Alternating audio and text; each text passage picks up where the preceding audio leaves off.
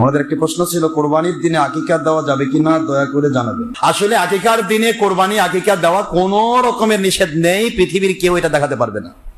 আল্লাহর হাবিব এমন কোন বলেননি যে অমুক দিন আকিকা করা যাবে না। কথা কি বুঝতে পেরেছেন? আকিকা আপনি যে কোনো দিন করতে পারেন, সেটা ঈদের দিন হতে পারে, ঈদের পরে হতে পারে।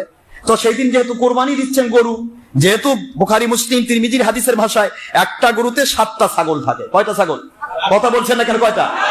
তো 7টা ছাগল একটা গরুতে থাকে। তাহলে আপনি একটা গরু কোরবানি দিতে গিয়ে আপনি গরিব মানুষ, 1 ভাগ দিবেন গরু কোরবানি, তাহলে আপনার বেটার জন্য একটা আকিকা ওই এক গরুতে আপনি দিতে পারতেছেন। তাহলে একই দিনে তো হওয়া লাগতেছে নাকি? গরু অর্ধেক ওই দিন জব করবেন, অর্ধেক পরের দিন জব করবেন। কথা কন, তাহলে আকিকা দিতে গেলে তো গরুটা একদিনই জব করেন, খালি নিয়তটা আলাদা আলাদা হবে।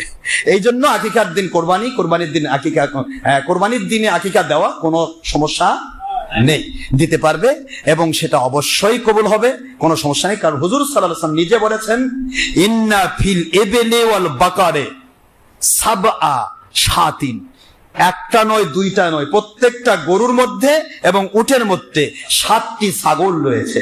জোরে বলেন সুবহানাল্লাহ। এই জন্য আপনার এক ছাগল এক আকিকা, ঠিক না? আপনার বাড়ির যে 7 জনের আকিকা যদি দিবার চান, ওই দিন দিয়ে দেন, সমস্যা কি?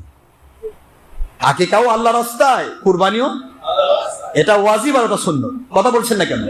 আপনি দিয়ে দিবেন, কোনো সমস্যা নেই।